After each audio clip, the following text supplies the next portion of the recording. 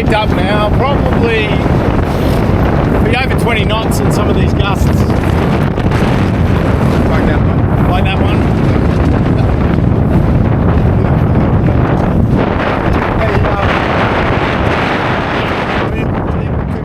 Watch this. It's longer than yours. Welcome to another episode of Smallcraft Tasmania. Today we're taking Seacat for another trial. We've got some new sails to show you, and we've modified the rigging. We're going to test out a Vang. We've got two asymmetrical spinnakers we're going to try. We've got a new jib, we've got a storm jib, we've got a fully battened main. We're going to try all that out today. New rudder. Yeah, keen to see that. We've redone the interior, I'll show you that. What else have we done? We're going to try the Vang today. Yep.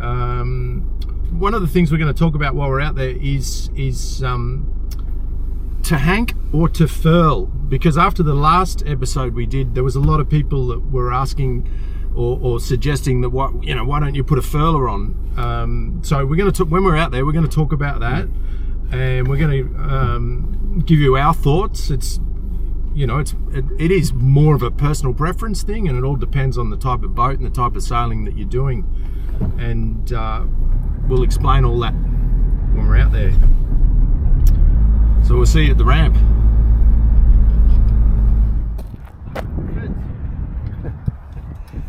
Just hoisted the main for the first time. What do you reckon, Benny? Done a beautiful job of it. Dream. We might need a tiny bit more batten tension. Yeah, that second batten down. Second and third just Need to a little be- bit. Yeah, But that's easy fixed. yeah. I love the Vang as well. That looks Yeah. awesome. That's going to make a big difference. Yeah, look, the Vang's just a sort of an ad hoc thing that we've just done for today, just to see how it works. Bring the hoodie up and have a look. I'm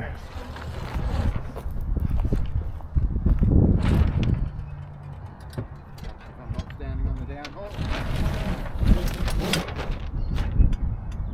And Jimmy's done a lovely job of that. Very pretty. Great work, Jimmy.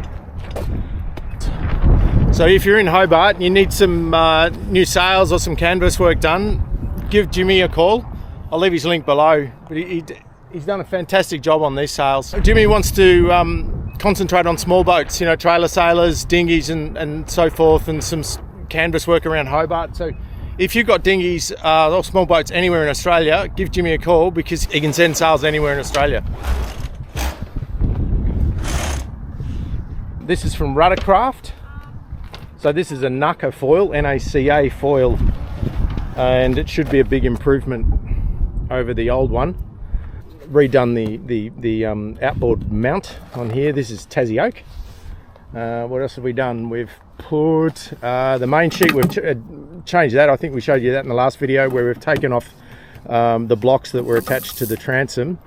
We've put a bridle on here now. We've got new reef lines put on the boom. We've now got an outhaul, obviously, because we've got a loose-footed sail. That's how we've set the outhaul up. And we've got another sort of an ad hoc system of a downhaul that you can see up in here. That's just a one-to-one purchase for the downhaul. You don't need much. We've now got a halyard right to the mast top, which is for the spinnaker that hopefully we'll get the spinnaker out today. You can see that I've redone the bowsprit. Sanded that right back and given that a few coats of varnish. I've used satin varnish for the bowsprit and also the tiller. Satin varnish is a lot easier to apply than gloss. It's a bit more forgiving, easier to work with. We're at the Kangaroo Bay boat ramp in Bell Reef. This is Bell Reef here. There's a great pub just over here that you can bring your boat right up to the bottom of the pub, go and have a beer. And this is quite a sheltered little bay just in here. And there's a good ramp. 2 ramps here with a floating pontoon. Ready to go, Ben? Let's go and check out Jimmy's new sails. It's a bit exciting. Hopefully we'll be able to get the asymmetrical up. It's going to blow about They're saying gusts up to about 20 knots today, so I don't want to do any damage to the Tassie. But I would like to check out the new storm jib, so either way I'm happy.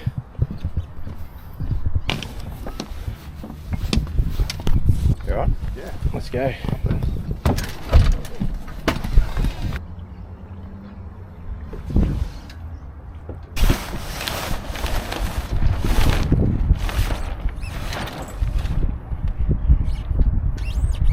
Yeah, I like that extra roach. Yeah. Way more power. Alright. That looks good. Let's do that little batten wrinkle, just tighten them up a little bit. Beautiful. Lovely job. Alright, come about. Oh, that's Lovely. That's a powerful sail. Can get that heady up.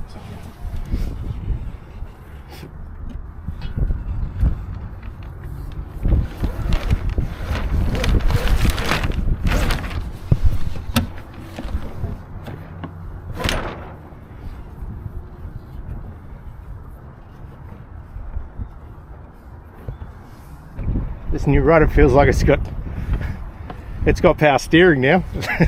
Yeah, way more bite. Yeah. Yeah. Don't feel anywhere as mushy as it used to. No. Just here, this is Mount Wellington or Kanani, and believe it or not, there's actually snow on the mountain at the moment. It was snowing in Hobart about 4 days ago, and then yesterday it was 21 degrees. I think it was 19 degrees the day before. We've just had an incredible succession of cold fronts come through. Hence the delay in this video. We've been itching to get out for a week or more. But we've sort of had 50, 60 knots. Yeah, the weather's been crazy. It certainly too much for Ben and I and this boat. Even though we're crazy. Yeah, we're not that crazy. But look, today I think we're expecting gusts up to about 20 knots after lunch. You can see there's rain about the mountain. They're expecting some showers in the afternoon, but we're just hoping to get out for a sneaky sail for the next couple of hours just to see how these sails are going. Hopefully we'll get the storm jib out, hopefully we'll get the Tassie out, but we'll just see what the wind's doing. We don't want to break anything. No.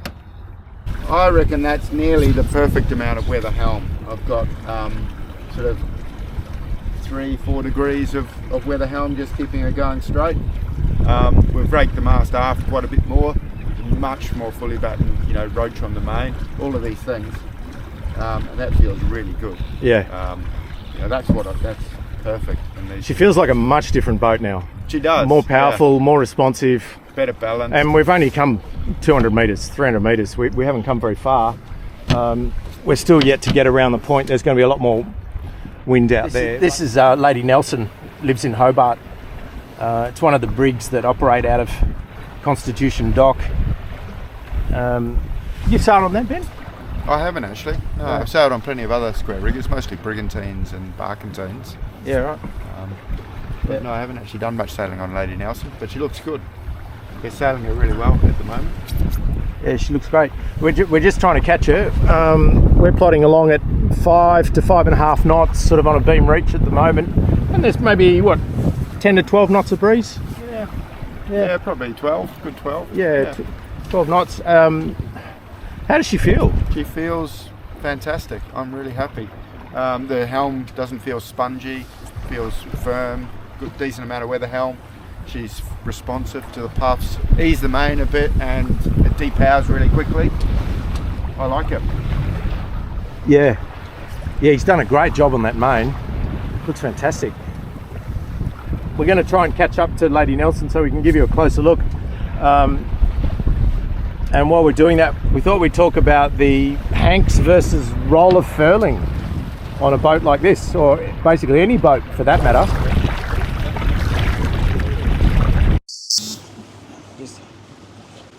Yeah, see, it says something. Beep, beep, beep. Yep, I think that's working. What are the pros of a furler that you can think of? Well, first let's say there's two different types of furlers. There's the loose luff furler, and there's a roller reefing headsail with a solid stay. So with a foil? Yeah, with a foil. So you've basically got a foil type that runs over the top of your stay, and then the other type would be like a wire stay inside your luff. Exactly. Yeah. Usually larger boats would have a foil type. Smaller boats would have possibly a wire luff. Now, I guess we had the toss up. You had the toss up with this, didn't you? It was whether to go the wire type or spend $1,000 odd for a CDI foil type or go hang on. Should we just jibe? Hang on. What are we doing? Jibing. Yep. I won't be able to do that. Yeah, I spent a couple of years working on square riggers around the South Pacific, and it always makes me happy seeing one out sailing. But we'll jibe.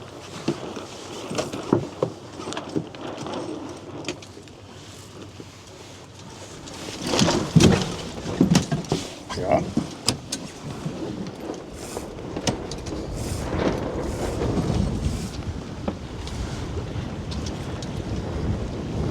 Looks good. Nice to see a few squares set. Beautiful.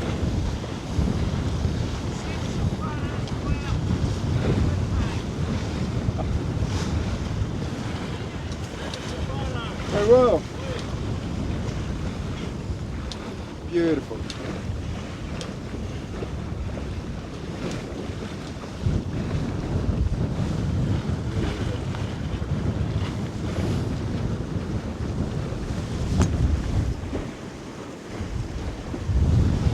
Gosh, mate, she feels like a rocket ship now. She really does. Well, next to her. Well, just in general, she's got her weight spoiling. She just took off like a scalded cat. So water speed, we're just 4.5 knots, 4.7 knots. Top speed so far has been 5.6 knots. And, you know, it's probably still only blowing, 12 knots? All right, we just got a bit distracted with Lady Nelson. As you can appreciate, it's hard to film, narrate, and sail at the same time. Yeah, the wind's just starting to pick up as well. What we wanted. Yeah, that's what we want. Yeah, so getting back to the wire luff, I've had small boats with wire luffs before, inside your heady, and one of the problems that you can have with that is that if something goes wrong, and it always does, if you don't have a second forestay, you can't drop the sail unless you've got a freestanding mast. But then that presents lots of problems as well if you want to continue to sail with your main up. Quite nice to go to the storm jib before we put a reef in the boat.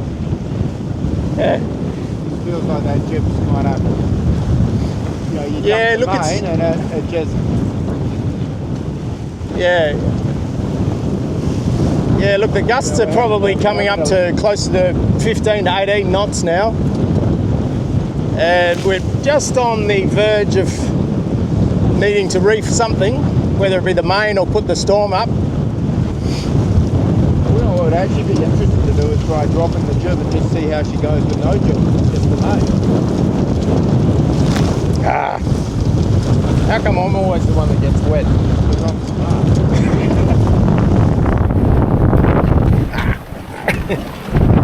What's happening again? Good old Tasmanian weather. It's picked up now, probably be over 20 knots in some of these gusts. Like that one. Like that one.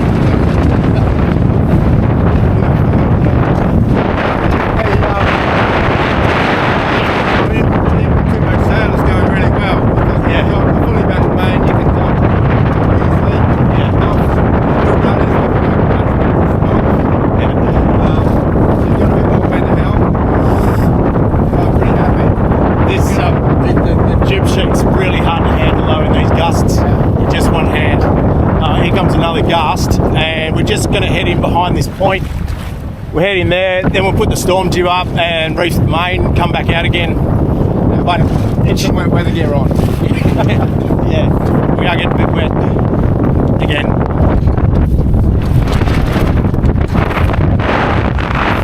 She's a solid little boat though. I'm pretty impressed with her.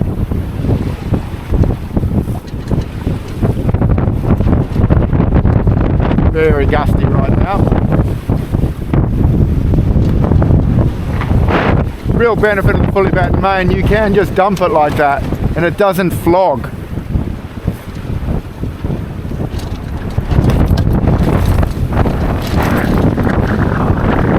You need a fixed camera mount. Or another camera mount. Yeah, or a dedicated camera mount. So we're just under the lee of Anchor and Luff, I think it is, from memory. It's instant when you power in the main and the top engages, you really feel the whole boat power up, and then dump it just a little bit and skills just instant. Just having a little bit of trouble trying to hang on to the hands, play main sheet and teller at the same time. We need head mounts, don't we? Now see how the main's completely dumped, the jib's doing all the work, but it is generating lee helm. Let's get rid of the bike out today so that I could get some footage.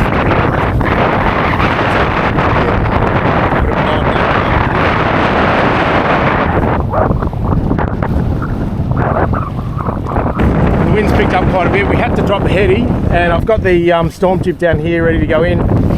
We've put the first reef in, and we're just playing around in here just to see how she performs. What do you reckon? I quite like how she goes with just the main. She feels like she's got a nice amount of, the balance is good.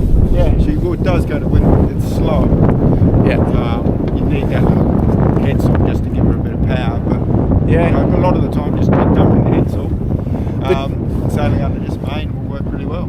But that main has just reefed down beautifully. She's so neat. Look at that. And he got the head just perfect. The head's right at the hound, so it's nicely supported there. All right, we just put the storm tube up, and we've heaved to just so that we can get our. You're not going to cook me some more bloody bananas in bilge juice and nuts again, are you? We tried that experiment. Let's not repeat it. So yeah, we've just heaved to so we can put our wet weather gear on, have something to eat, and I thought I'd show you down below what I've done down here. I'll just cut back to some footage of me pulling all this apart. What we want to try and achieve in here is the use. It's only a small area, so we're trying to make use of this small area as best possible. So what I'm thinking about doing is getting rid of this and building a shelf along here so the anchor chain and rode can sit on top of the shelf, and then underneath I'm going to use that for battery storage, and either side of the battery storage just for galley stuff. Underneath here there's expanding foam, but it has nothing to do with structural reasons. That's there for sound deadening only. So what I want to do is cut hatches in the top here, pull out all of that foam and use that area for storage as well. I'll just show you what we found under here.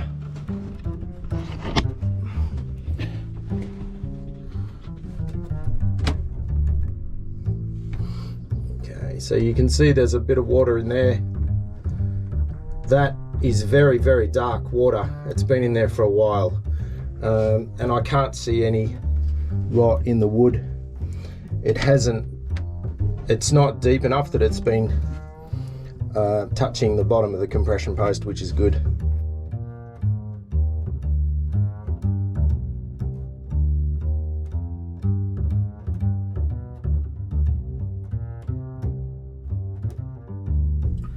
So I've cut the main section out now, and I'll measure up a new piece of plywood to go over the top, a couple of cutouts so that I can get up underneath here.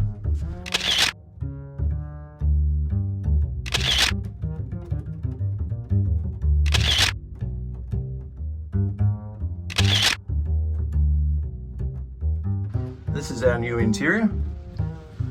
I've taken out all of the foam and we now have all this space down here.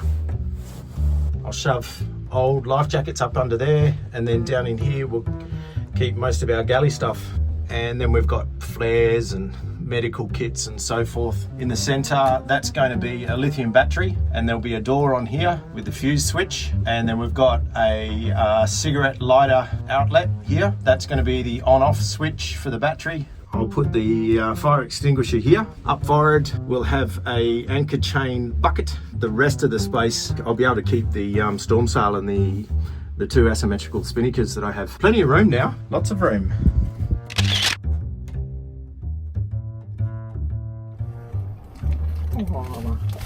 And this is how she looks now. So underneath here was all the old foam, and now we've got all of our galley items, cooking stuff, pots, pans, all that sort of stuff. And then right up underneath there I've put some life jackets to help us extra flotation.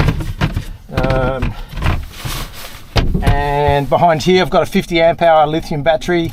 That's the original Com-Pac fuse panel, which is really nice. All of the electrics are wired up and works perfectly. And on top I've got a 10 litre water container strategically placed right above the fuse panel. I thought that was a really good idea, but I can't think of anywhere else to put it at the moment.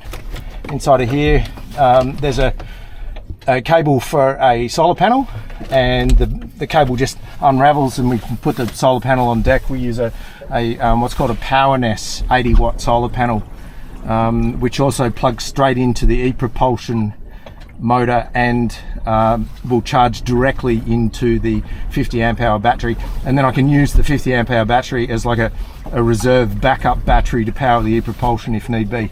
A bit hard to show you because there's so much stuff in here at the moment, but we've had new cushions made, and what I'll do is in a future episode, Joe and I are going to do an overnighter, and I'll show you how we've set this up.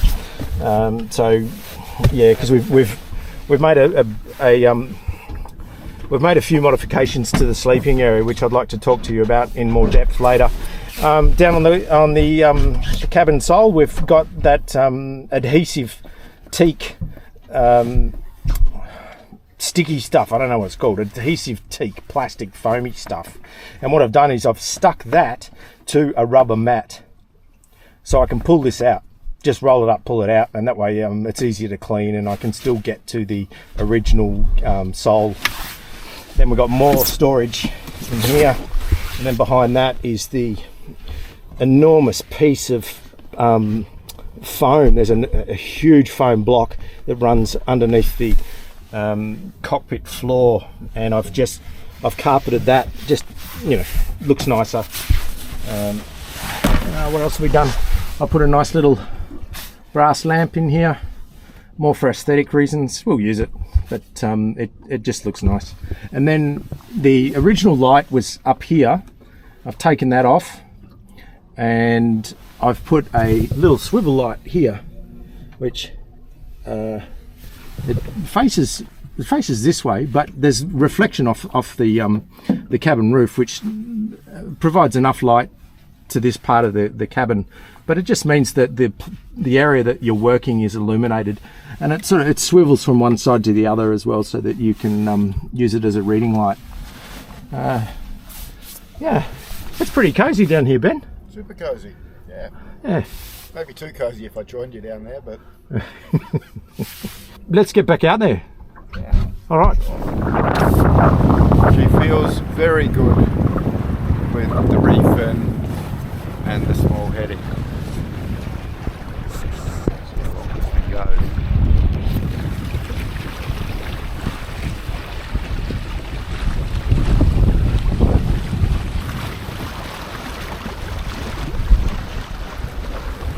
Right, what were we busy talking about before we got distracted by strong winds? Pencils? We were talking about we touched on wire luff furlers, and wire luff furlers can be dangerous if you don't have another forestay that you can rely on. They also, in strong winds, they often don't furl completely. The wire unlays a bit, there's not enough torsion, and you'll find the top section doesn't furl. And then you're stuck with the sail. Yeah, the sail is half flapping, not quite furled, and you've really just got to drop it. Yeah. And then if you've got to drop it, you've got to go on the foredeck. You've got to go on the foredeck, but yeah. It spins on a solid furling, the foil style of reefing, roller reefing headsail doesn't have the same issues. It will reef the sail nicely. Well, as we said, the sail shape's not so good, and it, you know, it works pretty nicely. But the problem is, in strong winds, you've still got this big bundle of sail sitting up right where you don't want it, right up at the front of the boat, creating windage, slowing the boat down. You've always got that weight up the mast. It's in the way when you're raising and lowering the mast, isn't it? A bit, you know. Well, it makes the whole process a lot heavier. A little bit heavier and more awkward. Yeah. And if you do have a problem with a roller reefing system, it's really hard to actually drop the sail down to deck. You have to unroll it completely and then slide it down the groove, and the whole sail wants to go off on the lead. It's really hard to do, particularly yeah. if you're solo. Yeah. Very, very difficult to do that on your own. If everything works well on them, they can be really good, particularly on a boat that's headsail driven or it's got a small headsail. I think it would be quite expensive. And to put a CDI fella on. Yeah, and even the smallest CDI is really too big for this boat. But one of the biggest issues,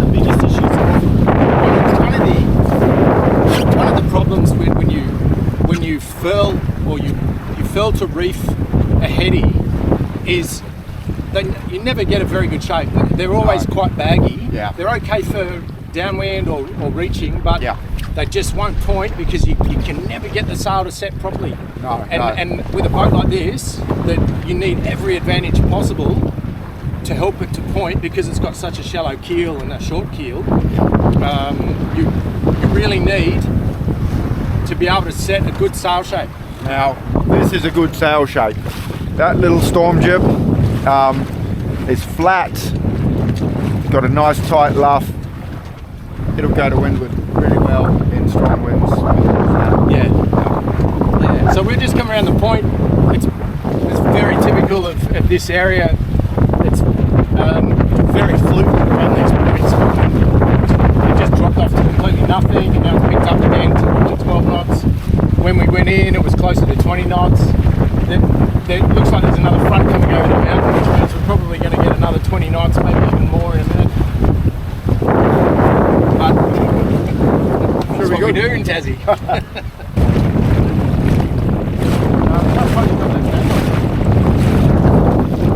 At the moment. Part of the decision to go hank on was also the fact that this boat actually has a pretty good foredeck to work on. You can go up the foredeck and unhank it, and she doesn't feel unstable. But your decision would be quite different on a dinghy where you can't go to the foredeck. Then maybe the furling option does make a lot more sense. And on a bigger trailer sailor, having the ability to roll a reef to actually reef the sail you've got a bigger sail is really beneficial. So it's not really a perfect solution. It's not a perfect solution. There's not one system that's optimal. It's a trade-off. That's right. There's a lot of people that don't sail in conditions like this, the conditions that we get in Tasmania. No, that's something else I've done, which I haven't mentioned. New washboards here. So you probably remember the original washboard was just a big piece of ply. It didn't have a vent on it or anything. So I used the ply as a template, and then I've cut out this clear 10mm perspex, put a vent in it, and it's now two-piece. Gives you a lot more light down below, and I think it's just a lot prettier as well.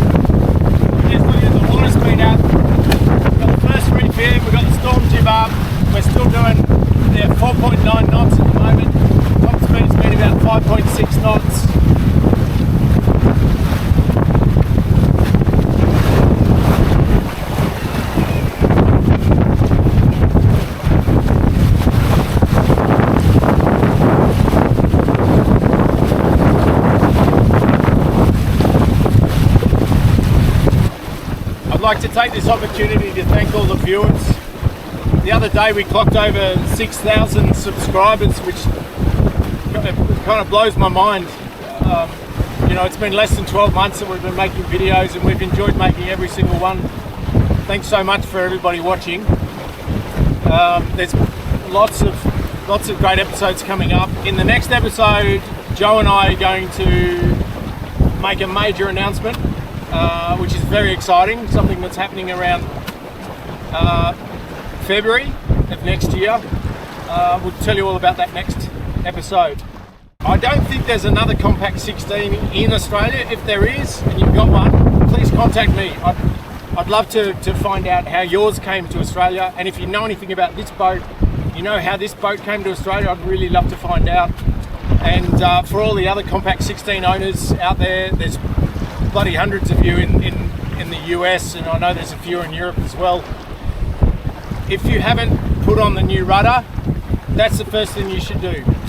If you haven't upgraded your sails, because some of these boats are getting pretty long in the tooth now, if you haven't upgraded the sails, that's the second thing you should do. Changing the rudder and the sails on this boat is it's transformed this boat.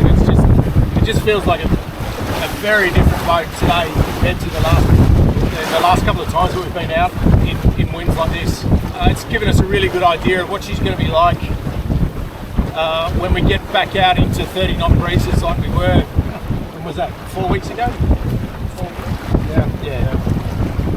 Yeah, she's going to be very capable. We haven't even considered putting the second reef in.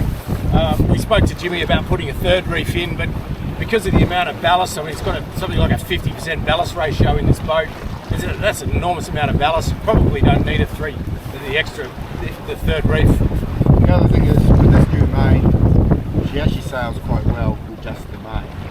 Yeah, we found that. Yeah. So, the other option is just to drop that jib, but it makes a big difference in the power, so it's definitely worth having. One of the things that Jimmy did was, and we spoke about this in the last episode, we were contemplating extra roach, which we spoke about, but also increasing the foot of the sail. So now we're loose-footed. We don't have a bolt rope along the boom. We're actually loose-footed, and he has lengthened the foot of the sail 15 centimetres, which is left probably about that much left at the aft end of the boom, which is probably a smart thing to do because we didn't want to move the centre of effort too far aft, considering we're increasing the roach as well. I think he's made a really good decision not to utilise the whole part of the boom.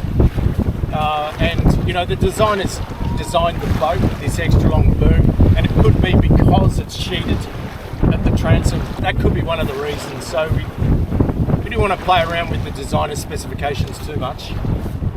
One thing to note is with these loose-footed sails, just make sure that you tie the sail up around the sail and not around the boom. Yeah, we're coming back into Kangaroo Bay launching ramp. You can see there's quite a bit of rain coming over the mountain. I think we're just going to make it in time. What is it? It's almost 1 o'clock.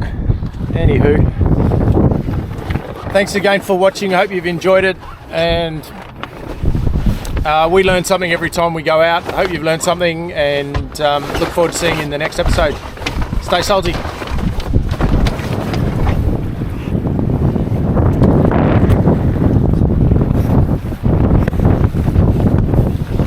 You're enjoying that, eh? Yeah. And that gets. Could we stick it in one of the rod holders? Stick you in the front.